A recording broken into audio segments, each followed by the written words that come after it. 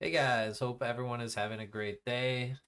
Today I want to come and make another video and talk about some of the YieldMax ETFs, specifically TSLY, CONY, and YMAX. I actually didn't put this up here, but I wanted to do a comparison on why the results are different, but you can see similar things happening in the market, and specifically when is the best time to dollar cost average or add to your position, or do you just use drip? And I think both have their place in investing and in strategies.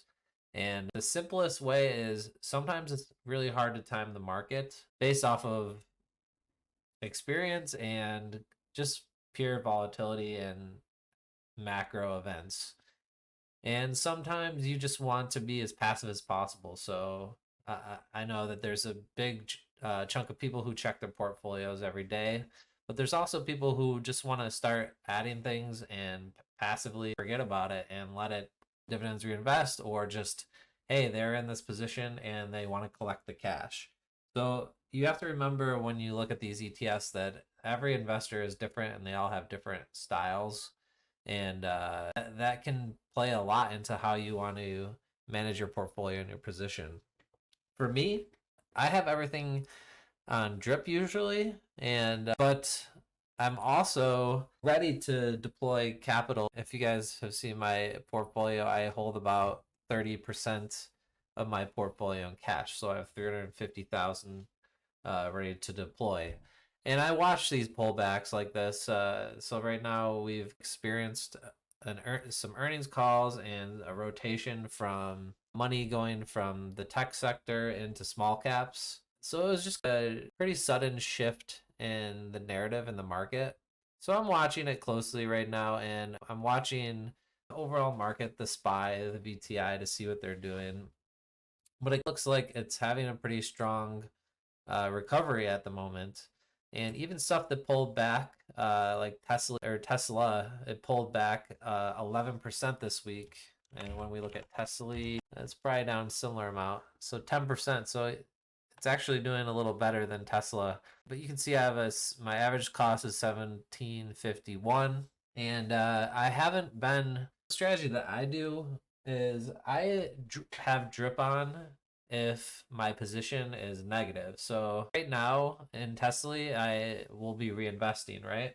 Now, if my total return goes positive over here, and that's why I like to use Snowball. There's links in the description if you're looking for this tool.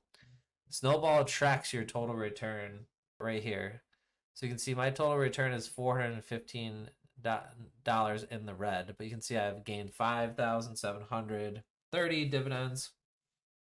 I have some loss on trade on a position that I closed out earlier this year, and just from changing brokerages, and then negative capital gain.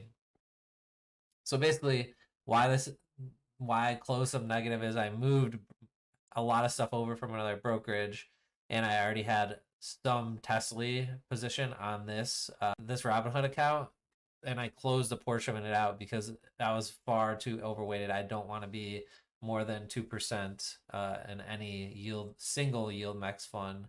The YMAX is an exception because it's kind of a basket of stuff. So instead of buying all the other funds, I'm just buying YMAX. But you can see here the total return on this. This I'm dripping regardless, so I'm not paying too much attention. But actually, YMAX is having a pretty good pullback. It's up 1.3% today, but it's had a down 5% this month, so it's had a pretty good pullback. But this pays out. I'm not exactly sure. See, yeah, it paid out on the 18th, and you can see I reinvested for 61 shares. So let's see, I bought around here. So I bought around $19, and so next month I'll either buy down here or around the same area. So not too concerned about that. With TSLY, if the pullbacks get big enough on this, my average here is 1751, and I did buy, if you look where I added recently, on big pullbacks like that, I do look to add. So if I think it's severely undervalued, something like or Tesla or any of these single stocks have a big pullback, I just add. It might be easier to see in here. I'll add to my position. See, and you can see I've been trading for a while, so this is when I first started getting into TSLY, probably on this account I was adding here after the split. It looks like, maybe, not exactly sure, on the original account, and then I moved the account over here. See, so I sold 800 shares, but brought in 1,000. And then I have dollar cost averages 500 here and 70 here, so on and so forth. This was the automatic reinvestment. So you can see there's always a drop on the dividend, the ex-dividend date. Not the ex-dividend date, the when the dividend is paid. So that's also a good thing, you know what I mean? If you are dripping, especially if you're in Robinhood, you don't get the funds till the day after. So it's already, the stock is already sold off basically what it's paid out. So it's usually a pretty good time to if you're reinvesting in that stock, to get in. Just my opinion. So it kind of helps out there. But CONY, on the other hand, is in a whole different field. So CONY, I'm not reinvesting right now, and you can see it's been doing really well. I'm positive in capital gain, so that's usually my first rule. If I'm positive in capital gain, I don't want to buy a position that's going up. Some people might argue that, but I let my winners ride, and I'm collecting the dividends. Now, when it's like that, what I can do is I can use that dividend payment to buy more TSLY, or buy SPY, or buy some of these more standard funds that help with the growth of my portfolio. And then if it gets into trouble and starts pulling back, I'll add and increase my position when the price is pulling back, and increase my earnings power here.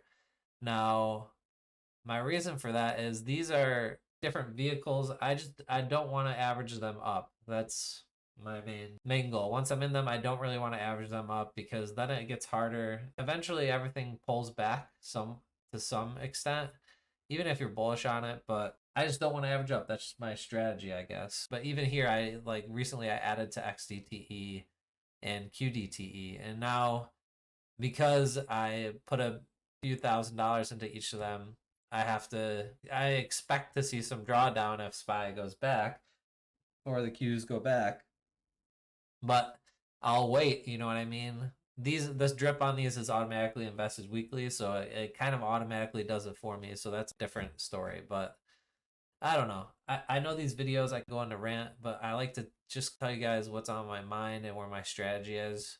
And like I said before, once I'm getting positive in total return on these, right now I'm not in spending mode for income. Until the start of next year, I'll start slowly using some to offset my retirement. So my plan next year is to start using $20,000, but you can see I still have 104,000 in here. So 80,000 will be reinvested into my core positions, and that will be my strategy. And then hopefully I can continue to grow my total portfolio value at a good rate, and grow my income at a good rate. And then every year I can reevaluate and say, okay, maybe 2026 I'm taking 30% and reinvesting the rest, and so on and so forth. At some point I will grow it. I'll probably grow the amount I'm taking up, but I'm just doing enough to make sure I'm comfortable in the day-to-day life for what I need. And I can always pull out more if I needed to, right? And this is excluding my retirements and 401ks and IRAs and stuff. This is an income portfolio. So, well, thanks for watching, guys. If you like this kind of content, please hit the thumbs up and subscribe. And thank you to the first 100 subscribers for being early. And we'll see you in the next video.